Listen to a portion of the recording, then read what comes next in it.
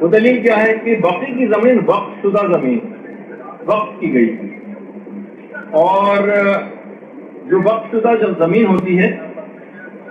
اس میں جو اگر گنبد اور قبے بنے ہوئے ہوں تو جگہ بہت گھیر لیتے ہیں، اس وجہ سے اس کا صحیح استعمال ممکن نہیں ہے۔ لہٰذا وقت کی جگہ سے زیادہ فائدہ اٹھانے کے لیے ضروری تھا کہ عمارتوں اور گنبدوں اور قبوں کو منظم کرایا جائے تاکہ زیادہ سے زیادہ لوگوں کو دفنایا جا سکے۔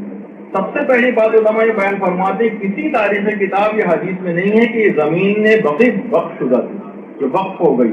کسی جگہ نہیں ہے۔ دیکھیے اس زمانے میں لوگ اتنے کم تھے، یعنی آپ اندازہ لگائیں اس وقت یہ جو انچولی جتنا بڑا ہے، انچولی، اس کے اندر علماء فرماتے ہیں کہ رسول خدا کے زمانے میں جو مدینہ تھا اس میں 8-10 مدینہ آ جائے، اور اس وقت جو مسجد نبوی پوری ہے، پوری مسجد نبوی، اس میں پورا شہر مدینہ آ گیا، پورا شہر مدینہ اسی مسجد نبوی جتنی اس وقت جگہ ہے۔ جبکہ بہت سے علماء ایک خاص فقہی مسئلہ کا استعمال کرتے ہیں کہ صرف نماز قصر و تمام کا جو اختیار ہے وہ فقط مسجد نبوی کی حد تک ہے، کیونکہ پورا شہر مدینہ تقریباً اس کے اندر آ گیا، کچھ علماء کا نظریہ ہے۔ تو بہرحال اگر یہ اول تو ایک زمانہ اس لیے وافر لینڈ موجود تھی، ایسا نہیں تھا کہ لوگ ہر عام زمینوں کے کس طرح سے مالک تھے، جیسے آج کل کے زمانے میں ریئل اسٹیٹ کے جو ہے وہ بروکر ہوتے ہیں اور ایجنٹس ہوتے ہیں، اور ایک ایک انچ کی زمین جو ہے وہ کسی نہ کسی کی ملکیت ہے اور خالی زمین کو ہے ہی نہیں، ایسا اس زمانے میں نہیں ہوتا،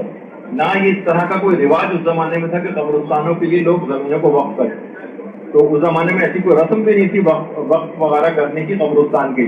یعنی لوگ ایک کوئی آ کر دفن کر دیتا تھا اپنے مردے کو کسی جگہ، بعد میں جو لوگ اور مرتے جاتے تھے لوگ وہیں اس کے برابر میں اور مردے بھی دفن کرتے چلے جاتے تھے، اس طرح رفتہ رفتہ وہ کسی قبرستان بن جاتی تھی۔ باقاعدہ قبرستانوں کو وقف کرنے کی کوئی رسم اس زمانے میں نہیں تھی۔ جنت البقیع کا بھی یہی حال تھا کہ جب عثمان ابن مظعون کو یہاں پر سب سے پہلے دفن کیا گیا ہے تو وہاں پہ درخت وغیرہ بھی لگے ہوئے تھے، درختوں کو کاٹا گیا، ایسی اضافی لینڈ پڑی ہوئی ہے اس کو کٹوا کے وہاں پر ان کو دفن کیا گیا۔ بعد میں ایک ایک کر کے لوگ مسلمان دفن ہوتے گئے، پیغمبر نے جو خود دفن کیا تھا بابرکت جگہ سمجھی جانے لگی، لوگ اور بھی اپنے مردے وہاں پر دفن کرنے لگے۔ تو کسی بھی جگہ کسی بھی تاریخ میں کسی معتبر ذریعے سے یہ بات کہیں پر نہیں ہے کہ وقف شدہ یہ زمین کی اپنی طرف سے جال سازی کر کے اور اپنی بات میں کسی اعتبار سے کوئی وزن پیدا کرنے کی کوشش کی گئی کہ زمین وقف شدہ تھی اور وقف کی زمین پہ گنبد وغیرہ بننے جو ہے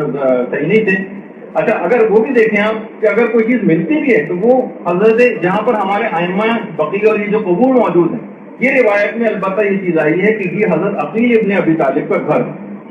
اس زمانے میں فیملی قبرستان کے طور پر بھی ایک چیز ہوتی تھی، یعنی خاندان بنو ہاشم تھی، عقیل ابن ابی طالب جو تھے ان کا یہ اپنا گھر تھا، یعنی بنو ہاشم سے جن کا تعلق تھا، اور پھر اس کے بعد یہیں پر ہی چاروں ہمارے ائمہ شہزادی یا مثلا حضرت فاطمہ بنت اسد یا یہ مثلا حضرت عباس ابن عبد المطلب جو بنو ہاشم سے ریلیٹڈ لوگ تھے وہی صرف یہاں پر دفن ہوئے، تو یہ ان کا گھر تھا۔ اچھا اور تو بہرحال اس طرح کا کوئی سسٹم وہاں پر موجود نہیں تھا، تو یہ کہنا بالکل غلط ہے، اور کسی جگہ سے یہ بات ثابت نہیں ہوتی کہ وقف شدہ زمین تھی، اور وقف